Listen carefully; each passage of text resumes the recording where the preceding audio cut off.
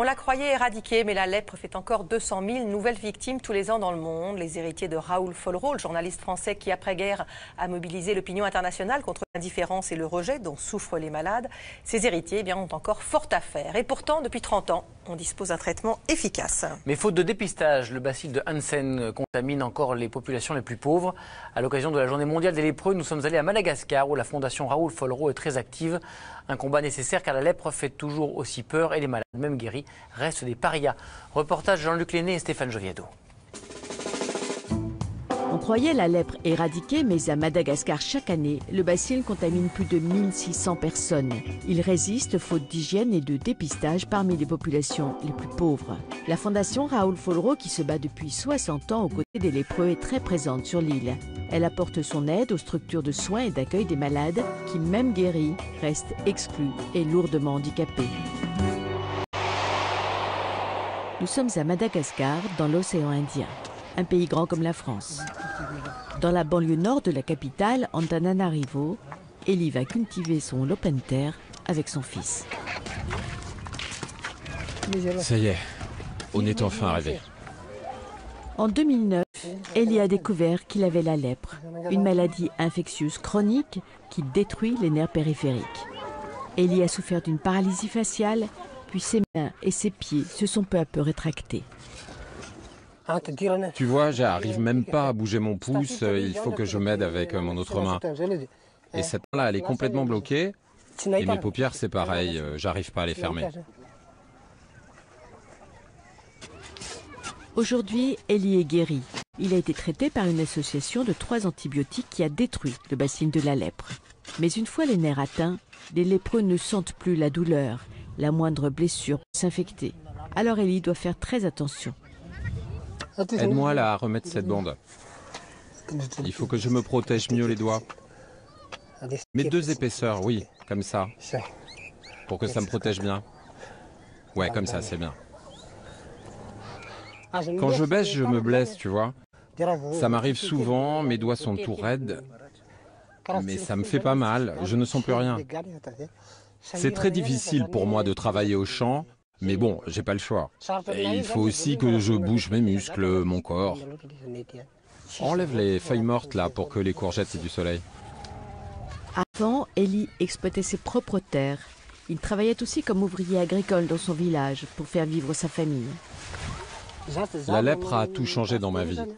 Avant, j'étais conducteur de tracteur. J'avais pas besoin qu'on m'aide. Je pouvais soulever 100 kilos. J'étais très musclé. Maintenant, à 50 ans, j'ai plus de force. Je suis plus bon à rien. Ça me rend triste. À Madagascar, la lèpre est une malédiction. Les lépreux des parias. Pour survivre, Ellie a vendu tous ses champs. Rejetée par sa communauté et sans ressources en 2013, la famille a dû quitter son village pour rejoindre la capitale. Avance, ma fille. Avec sa femme Saundra et ses 8 enfants, ils se sont installés dans une maison que son beau-frère leur a prêtée à Antananarivo. Quand on était là-bas au village, il y en avait beaucoup qui m'ont poussé à le quitter. Ils me disaient « Pourquoi tu restes avec lui ? Il peut plus travailler, c'est à sa famille de s'en occuper. » Mais je leur ai dit non, moi je le quitte pas, je reste avec mon mari. Quand il a eu la lèpre, les gens ont eu peur. Ils ont commencé à nous éviter, on s'est retrouvés tout seuls.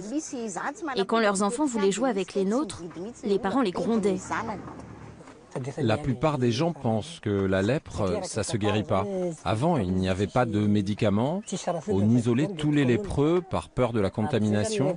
Et ça, c'est vraiment ancré dans les mémoires des Malgaches. Ellie est guérie et n'est plus contagieux depuis très longtemps. Mais la population reste dans l'ignorance. Un Malgache sur 2 n'a pas accès aux soins. Plus de 25% des enfants ne sont pas scolarisés. Alors, les superstitions ont la vie dure. Mais Saundra n'a pas baissé les bras. Elle a repris la boucherie que son frère lui a léguée et chaque jour, elle va s'approvisionner dans le centre-ville. Tu peux me donner 4 kilos de porc ? C'est elle désormais qui fait vivre toute la famille. Avec le commerce de la viande, je gagne mieux ma vie qu'avant. On mange à notre faim. Et on peut même payer l'école pour les enfants. Mais depuis que son mari a eu la lèpre, Saundra est toujours inquiète. Tous les jours, elle se dépêche de rentrer pour retrouver Ellie.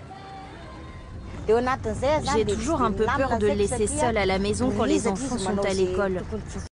Il veut toujours faire plein de choses, travailler, souvent il se blesse et ça s'infecte. Ça m'angoisse. S'il est encore plus invalide, notre situation sera encore plus compliquée. Non, pas celui-là, il est tout décousu. Prends-en un autre, là, sur le lit. Ce soir, Ellie est remplie d'espoir.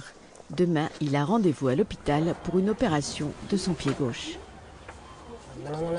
J'attends beaucoup de cette opération. J'espère pouvoir marcher sans mes béquilles pour arriver à travailler dur. Je dois gagner de l'argent pour aider ma femme et je voudrais vraiment payer de grandes études à mes enfants. C'est ça mon espoir, être moins handicapé pour qu'on vive mieux. Après 5 heures de bus, Ellie est arrivée à Antsirabe, au centre de rééducation motrice de Madagascar. Là, il retrouve le docteur Grovin. C'est le chirurgien orthopédiste de la fondation Raoul Follereau, très présente auprès des lépreux. Depuis 3 ans, les opérations d'Ellie sont prises en charge par l'association et le médecin a déjà opéré son visage, ses mains et son pied droit. Une collègue malgache va l'assister pour cette dernière intervention.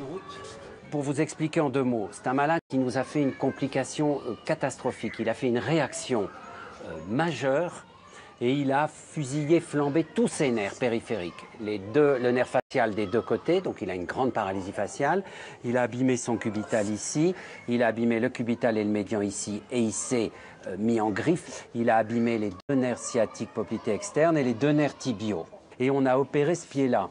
On a fait des transferts tendineux. En 2 mots, on a pris le tibial postérieur ici, on est allé le chercher là et on est allé le fixer sur le bord externe du pied. Le gros problème pour lequel il vient, c'est que le pied, vous avez vu, il est en varus équin. Autant là, quand on l'a opéré, il n'était pas bloqué. Et là, son pied est bloqué. Nous, quand on l'a trouvé il y a 2 ans, il est dans une chaise roulante. Il se reverticalise sur le pied qu'on a opéré. Et puis on se dit, allez, on tente le pied gauche pour le remettre debout complètement.